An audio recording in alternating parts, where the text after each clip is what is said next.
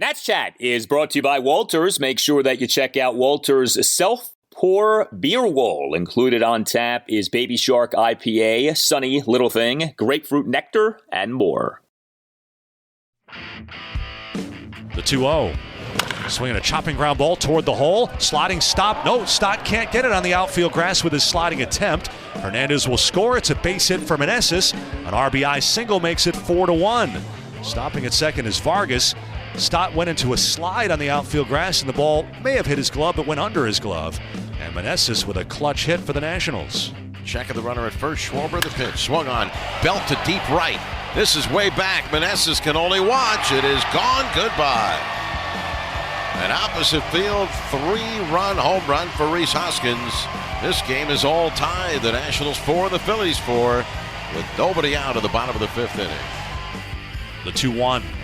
Swinging a high fly ball right field, sending Meneses back to the warning track, near the wall, feeling for the wall, and there it goes. It just clears 2 rows in over the out-of-town scoreboard and right. An opposite field 2-run homer for Alec Boehm gives the Phillies a 7-5 lead. And welcome to Nats Chat for Monday, September 12th, 2022, along with MASNsports.com. Nationals insider Mark Zuckerman was at Citizens Bank Park in Philadelphia. I'm Al Galdi, host of the Al Galdi podcast. It is never ideal when a rain delay within a baseball game lasts longer than the actual game. And yet that's exactly what we had with Game 3 for the Nats at the Phillies on Sunday. Time of game, 3 hours, 29 minutes. Time of rain delay, 3 hours, 36 minutes. Result of game, a 7-5 Nats loss. So the Nats end up getting swept in 3 games at the Phillies. Nats end up concluding a 4-6 road trip that did get off to a promising start, but there wasn't much promising about this game situation for Sunday. The forecast was ominous. The forecast ended up living up to what we expected. I know there were a lot of thoughts that maybe the game would/should be postponed, but that was not the case. And so people like Mark had the good fortune of sitting through a 3-hour, 36-minute rain delay on Sunday afternoon. How was your Sunday, Mark? I got to watch a lot of football, Al. So that was, I guess all right. I wasn't trying to watch baseball and keep an eye on football out of the corner of my eye.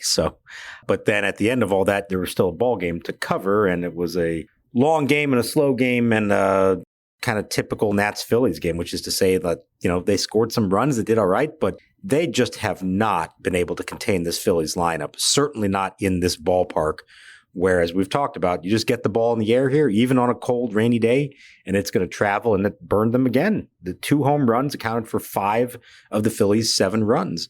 Nationals did not homer. They put together some rallies. That's good.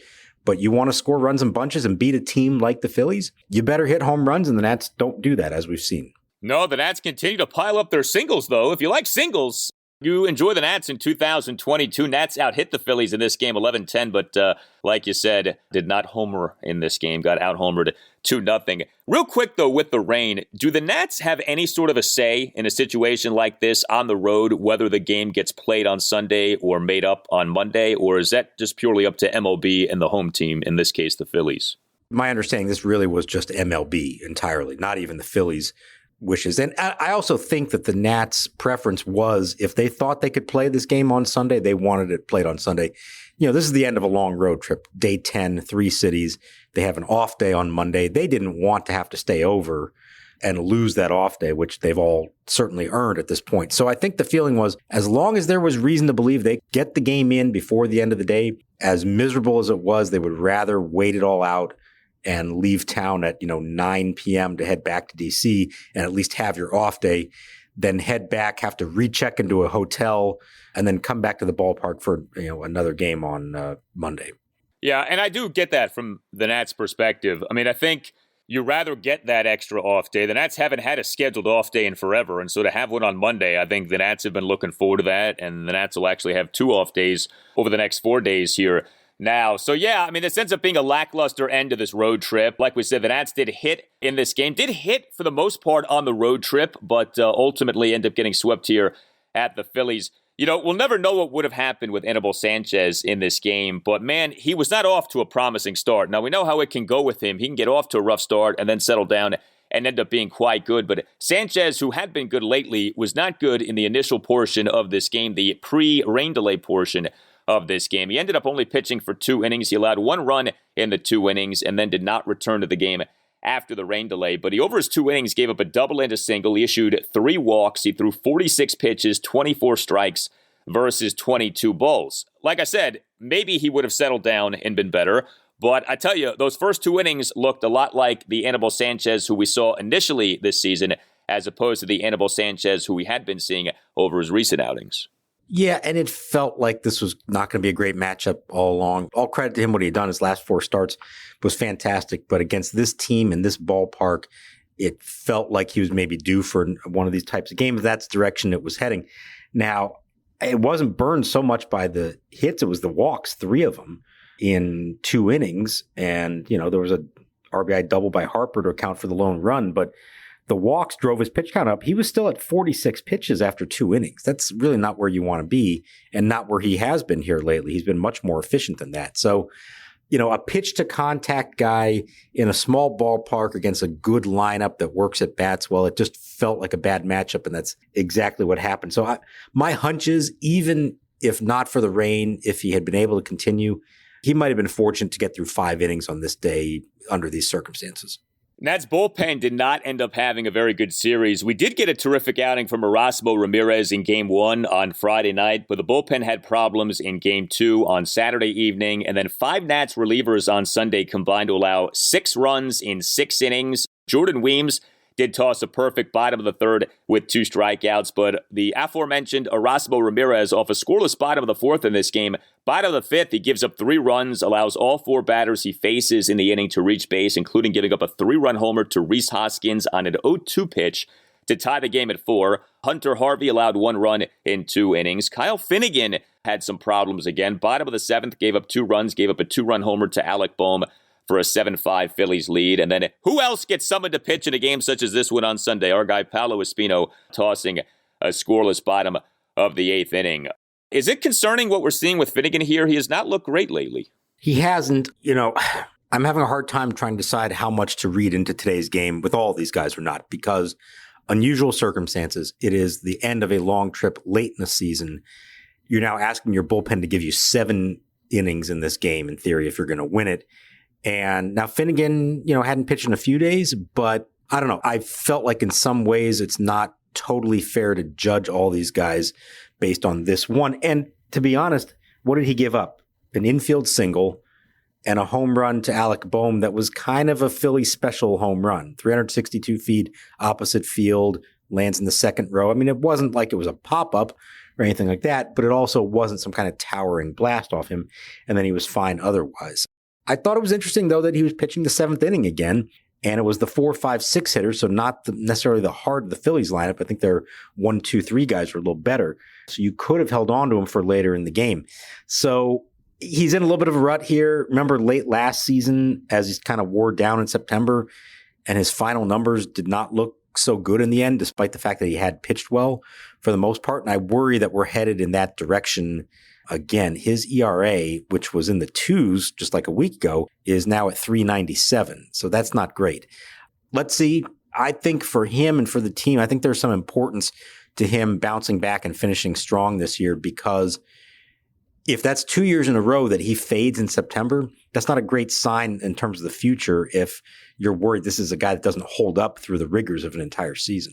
Yeah, and it's not like his workload this season in terms of innings has been sky high. He's not even at 60 innings yet on the season, 56 and 2/3 innings for the year. Now, he has pitched in a number of high leverage, high stress predicaments. That is true. So, not all innings are created equal. But, this isn't like, say, Erasmo Ramirez, who has thrown 75 and a third innings, like appreciably more than what Finnegan has thrown. He has given up 8 home runs now this year in his 56 and 2/3 innings. For comparison's sake, Yohan Adon at the major league level this season, 8 home runs allowed in 64 and 2/3 innings. I mean, Finnegan has had more of a home run issue than, say, like Yohan Adon had as a starter during his time here, just to put that into perspective. But like you said, this was a weirdo situation. This was a bizarro game. There were 18 people in the stands by the time the game resumed. I mean, that was a pretty depressing sight, but you understood it. I mean, the weather in Philadelphia was awful for this game, and it's actually kind of a minor miracle that the game ended up being completed. I thought maybe you'd get a rain-shortened game. You didn't get that. You ended up getting an actual true 9-inning affair here on Sunday. Hey guys, it's Al Galdi for Window Nation. We are into September, a time for pennant races in baseball, and Window Nation is offering pennant race-worthy savings. New windows from Window Nation at half the price. Get 2 free windows with every 2 windows that you buy, plus pay nothing with no interest until 2025. Lower your energy bills, raise the value of your home with new energy-efficient windows from Window Nation. Visit windownation.com or call 866-90-NATION and tell Window Nation that Al Galdi sent you. Window Nation windows are the best. You know, the longer that you have old, drafty windows, the more money that you're wasting on your heating and cooling bills. Window Nation has saved customers over $60 million on energy bills, and the average Window Nation installer has over 16 years of experience with 20,000 windows installed. Window Nation windows are great, and Window Nation windows are installed right the first time. Take advantage of this terrific deal. Buy 2 windows, get 2 windows free. This goes for any style of new window from Window Nation, and pay nothing until 2025. Visit windownation.com or call 866-90-NATION. That's windownation.com or 866-90-NATION, and tell Window Nation that Al Galdi sent you. Swinging a ground ball toward short. Diving stop. Abrams up to his feet. Holds the runners. Throws to first. A void for the out. Another spectacular play by C.J. Abrams in this series. In terms of the Nats position players, so a few things stand out. We mentioned the Nats having 11 hits, a bunch more singles in this game. I do want to highlight a few things. First of all, it's becoming an every game occurrence, and this is a good thing. But the C.J. Abrams defensive play of the game, I feel like you can make that a part of your post-game sponsorship package. The C.J. Abrams defensive play of the game, because he's going to have at least one now, game in, game out. And sure enough, he had another one. In addition, by the way, to having 2 more hits, he is starting to hit. He's not hitting for power, but he is starting to pile up the singles here. He went 2 for 4 with 2 singles, including a bunt single in this game. But bottom of the 5th, runners on second and third, 1 out. The game tied at 4. So, in theory, in the vacuum of this game, a big spot in the game. He's playing near the infield grass. He makes a diving catch of a grounder off the bat of Bryson Stott and then throws to first for the second out of the inning. This was a tremendous quick reflex kind of play. He makes the throw with authority, and he stood up so quickly and made the throw. Again, it was like the precision of the movement, the suddenness of the movement, and there's like a confidence with him. You can tell when he's doing these things, he knows he can make these plays, and sure enough, he is making them game in, game out, and seeing him make that diving catch on the infield dirt/slop at the sit on this rainy Sunday, just another gold star play for C.J. Abrams at shortstop. So I was going to say my favorite part of the whole play, and there's a lot to like about it. It's the fact that after making the great diving catch, he hops to his feet and he knows, hey, I got this. I can take a second to set myself and just make a good, strong throw to first. There was nothing rushed about it. He was in complete control of the entire situation. I think that is so telling about the skills he has.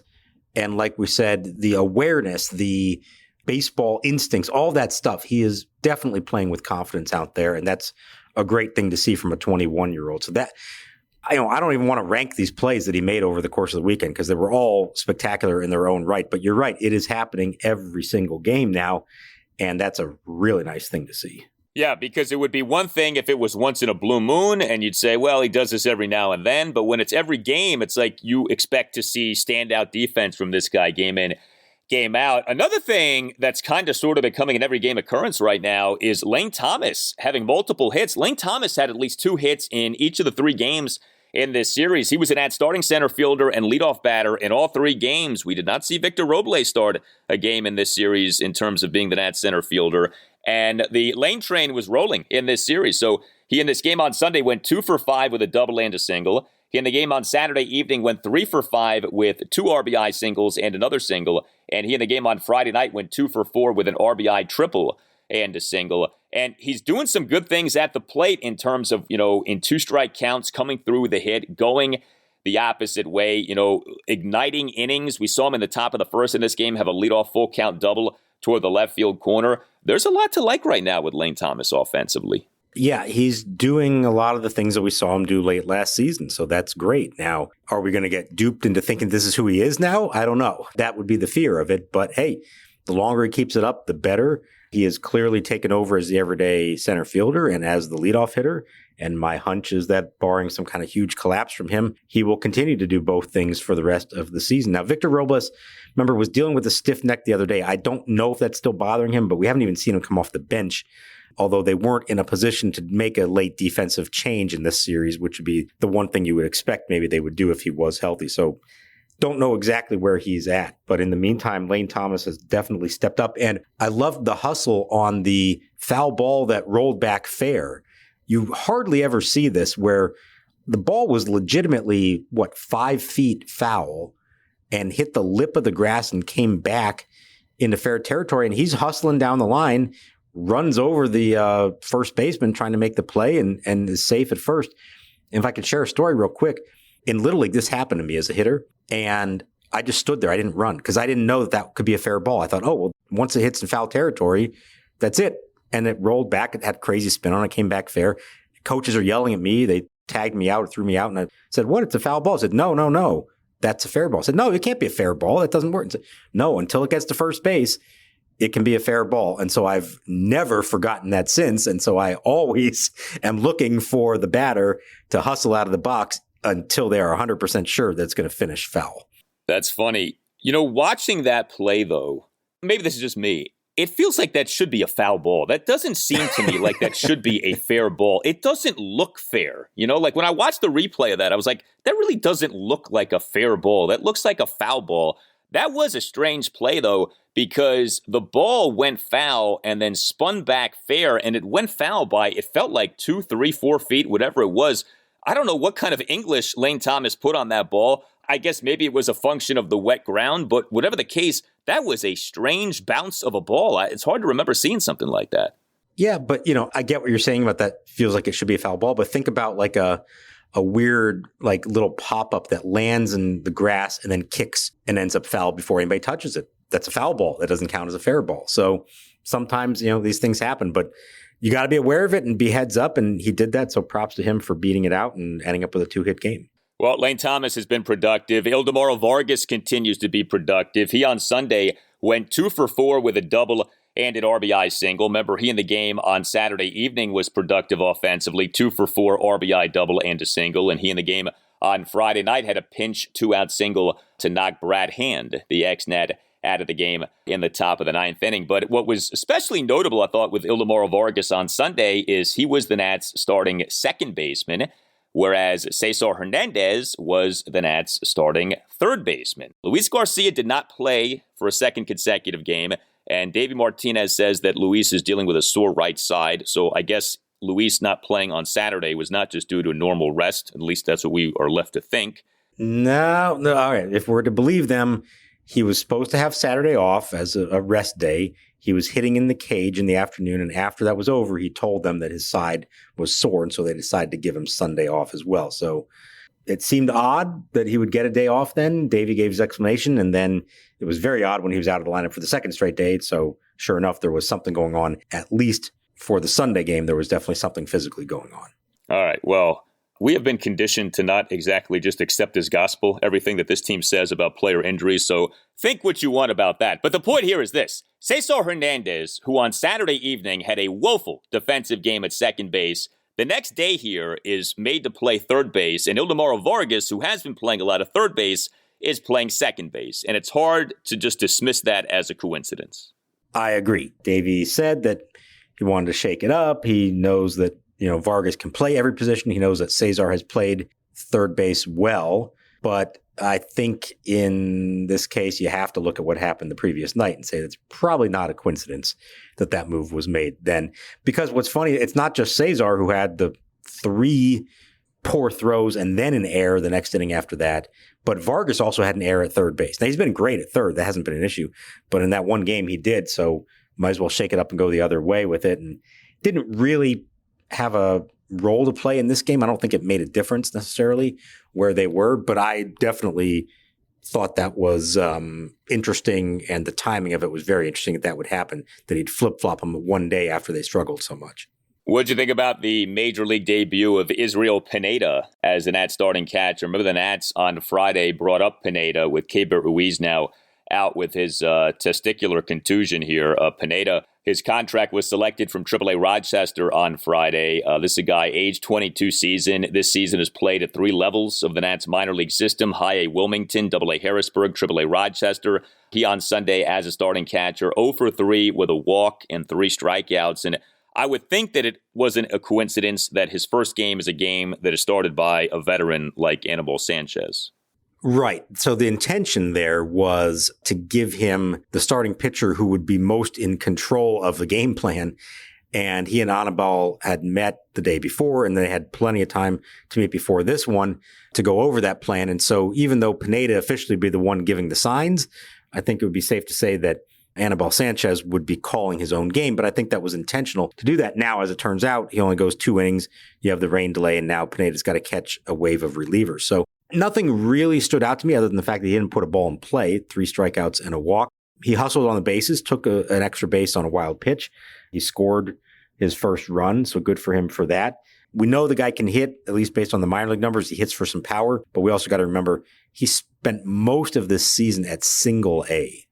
So to expect a lot from him at this level already is probably more than you want to ask for. I'll be curious how much he plays the rest of the way. He's clearly going to get some starts, but I would think that Riley Adams is probably the number one, and we still really aren't seeing Tres Barrera very much, which is odd to me that Pineda would get a start before Barrera does. I'm not entirely sure what's going on there. I'll be interested to look at the final tally over these last 3 weeks and see how it ranks in terms of catching starts. I would think Barrera will make more starts than Pineda, but we'll see. Maybe he won't. Yeah, I don't think Barrera has played once since he got brought back up on September 1st. No, including the game that Ruiz had to leave. It was Adams who came in to replace him. So there have been opportunities where Barrera could have come in. And even the night before, Adams started a game, they pinch ran for him, and Ruiz came in to finish the game. So they have this third catcher, and they have literally not used him yet. Are we sure Barrera's not hurt? I mean, this is pretty strange. He's just occupying a spot on the roster and not doing anything. I don't believe he's hurt. I think this falls in the category of you never want to burn your third catcher until it's an absolute emergency. And, well, they haven't reached that emergency yet. No, they haven't. One more item from this game, for those of you keeping track. Nelson Cruz was the Nats starting DH and number 4 batter on Sunday. He went 0 for 5 with 3 strikeouts and left 5 men on base. So sleep easy knowing that this continues to be the case, that he's a cleanup batter game in and game out. We had MacKenzie Gore making a rehab start for AAA Rochester on Sunday, and the outing did not last for as long as we had anticipated. 1 2/3 innings. The goal was 3 innings. Is that reason for concern or not necessarily? So it sounds like it's not reason for concern in terms of like there was any kind of physical ailment or he had to cut himself off short. I think he just was a little out of whack in terms of his pitching and threw a lot of pitches, a lot of deep counts, I was told.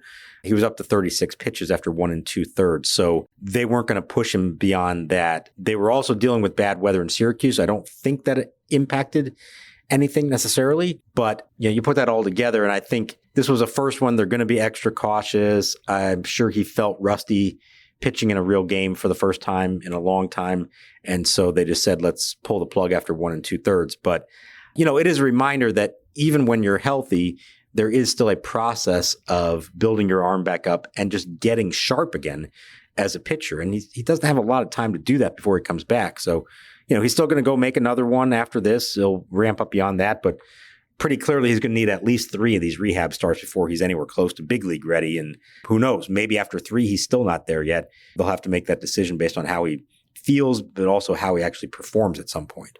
Yeah, the way this season has gone for the Nats, I don't think anyone would be stunned if we do not end up seeing MacKenzie Gore pitch at the major league level. We all want to see it. I'm certainly hoping to see it, but the way things have gone this year for, Steven Strasburg and Joe Ross and Cade Cavalli and a host of others, it's like, is anyone really going to be stunned if there's a bump here, a hiccup here, and Gore just doesn't end up making this, anticipated start, which again is literally probably going to be a start, and that's it. Right. As they've said all along, they want him to proceed as though he is going to have time to return. But if it gets to a point that it's not going to happen, then they won't force the issue. So he's got probably 2 more rehab starts, and then they'll make a call on that if they want to bring him back or if they say, yeah, we've had enough. Let's go into the offseason. You're healthy and, look for good things in 2023.